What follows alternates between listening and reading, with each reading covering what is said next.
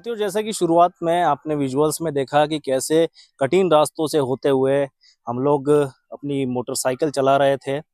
आप देख रहे थे कि कैसे बड़े बड़े पहाड़ों के बीच में बेहद ही खराब रास्तों से होते हुए हम लोग इस धीरी मुरुम गांव में पहुंचे हैं। साथियों, मैं गौरव कुमार और आप देख रहे हैं जीएन हिंदी।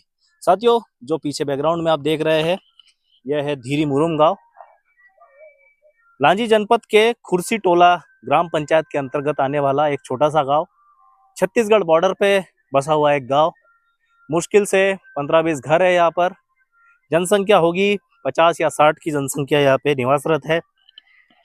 साथियों, विभिन्न समस्याओं से जूझ रहे हैं यहाँ के गांववासी। वर्षों से यहाँ पर मूलभूत जो चीजें यहाँ पे निर्मित होनी थी, जो मूलभूत आवश्यकताएं रहती है ग्रामीणों की, जो यहाँ पर इन ग्रामीणों को मिलना चाहिए थी, वो वर्षों से नहीं मिली है।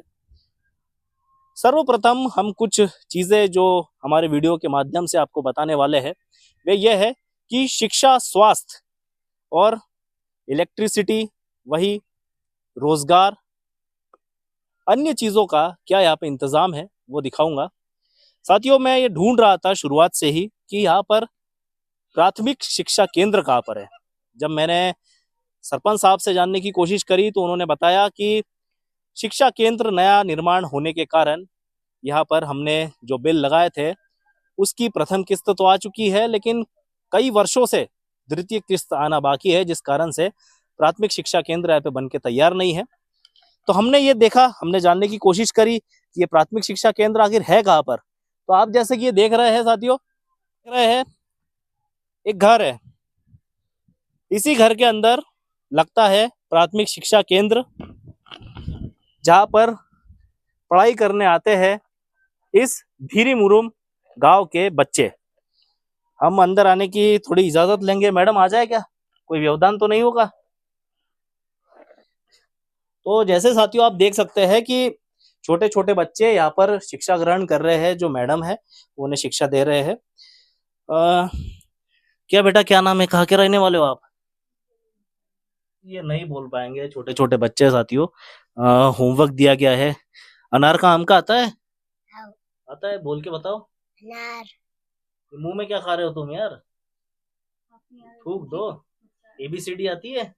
हाँ। बोलो एबीसीडी बोलो। एबीसीडी। बस, बहुत बढ़िया। जो बोलेंगे वो बोल रहे हैं एबीसीडी।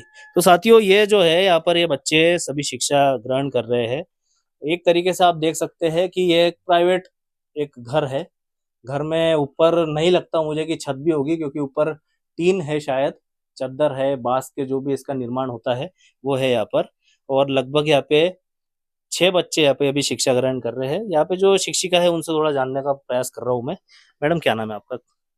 श्रीमती दुर्गेश पटले। अच्छा, कहाँ से आते हैं आप लोग? आप यहाँ पे पढ़ाने के लिए कहाँ से आते हैं? यहीं पे रहते हैं क्या? हाँ, यहीं पे रहते हैं, यहीं पे पास के गांव में। पास के गांव में। तो यहाँ पर क्या सरकारी कुछ बना हुआ नहीं है प्राथमिक शाला? बन रहा है पर कार्य पूरा नहीं हुआ है, अधूरा है। अच्छा, तो इसीलिए इस प्राइवेट इसमें। हाँ, अब इनके घर में लगाते हैं इसको। अच्छा, कितने वर्षों से बना ही नहीं है क्या शुरुआत से? जब से आप देख रहे हैं तब से? हाँ, 3 साल हो गया, यहीं घर ही में लगाते हैं इनके। साथियों, जिस प्राइवेट मकान में यह प्राथमिक विद्यालय लगता है इस धीरी मुरुम गांव में, वे मकान के जो मालिक है वो हमारे साथ में है जी। क्या नाम है आपका? अच्छा, ये आप ही के मकान में लगता है ये विद्यालय? तो सरकार ने इन बच्चों के लिए कोई विद्यालय बनाया नहीं क्या शुरू से यहाँ पे कभी? ठीक है, बिल्डिंग बन रही थी। बन रही थी। तो वो कब बन रही थी? कितने सालों से उसका काम चल रहा है? 4-5 साल। 4-5 साल से। और तब से उसका निर्माण हुआ ही नहीं।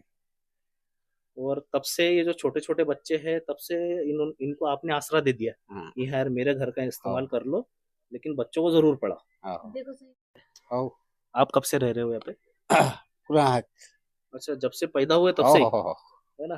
तो हमने ये सुना था कि बीच में 2016-17 के दौरान यहाँ से कुछ लोग अपने यहाँ से बसाहट हट के और पलायन करके लांजी चले गए थे।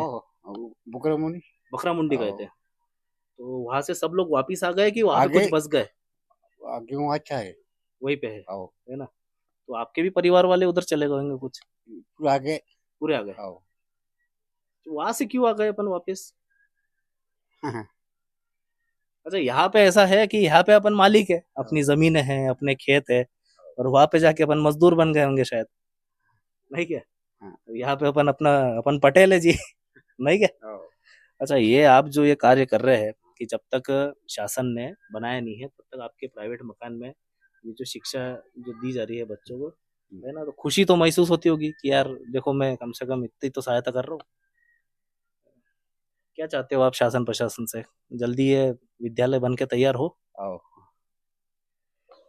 साथियों, बात यह रहती है कि जिन ग्रामीण अंचलों में मैं घूम के आपको खबरें दिखाता हूँ, ये अधिकतर आदिवासी बहुल रहती है, नक्सलग्रस्त क्षेत्र रहता है, इतने दुर्गमग्रस्त क्षेत्रों में बसे हुए गांव है।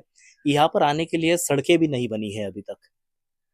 शासन इतने वर्षों से यहाँ पर जो भारतीय जनता पार्टी की सरकार है, मैं किसी पार्टी को या किसी गवर्नमेंट को ब्लेम नहीं करना चाहूंगा, लेकिन इन दुर्गमग्रस्त क्षेत्रों में जो यहाँ के गांववासी है वो आपको वोट भी देते हैं। हर बार जब चुनाव होते हैं तब आपको वोट दिया जाता है। यह लोग, मुझे ऐसा मालूम पड़ा है कि जो जानकारी के अनुसार यहाँ से लोग कुर्सी टोला वहां पर मतदान करने के लिए जाते हैं। क्यों जी, मतदान करने के लिए वहीं पे जाते हैं ना, है ना? तो वोट डालने के लिए वहां पे जाते हैं, और किस प्रकार से जाते होंगे, कैसे जो रास्ता है वो तो आपने देखा ही है।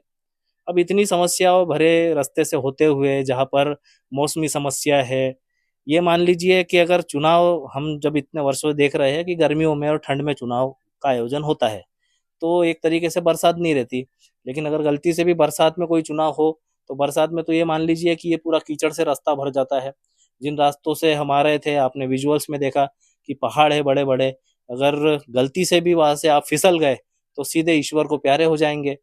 अब आप सोचिए कि इन क्षेत्रों में गांववासी आखिर चाहते क्या है, यहाँ का व्यक्ति चाहता क्या है कि आप यहाँ पे सड़क बना दीजिए, यहाँ पे जो मूलभूत चीजें हैं, बिजली, पानी, सड़क, ये सब चीजें हो। लेकिन निरंतर यहाँ की समस्याएं बनी हुई है इतने वर्षों के बाद में भी। भारतीय जनता पार्टी की लगभग 20 से ज्यादा वर्षों से यहाँ पे सरकार है।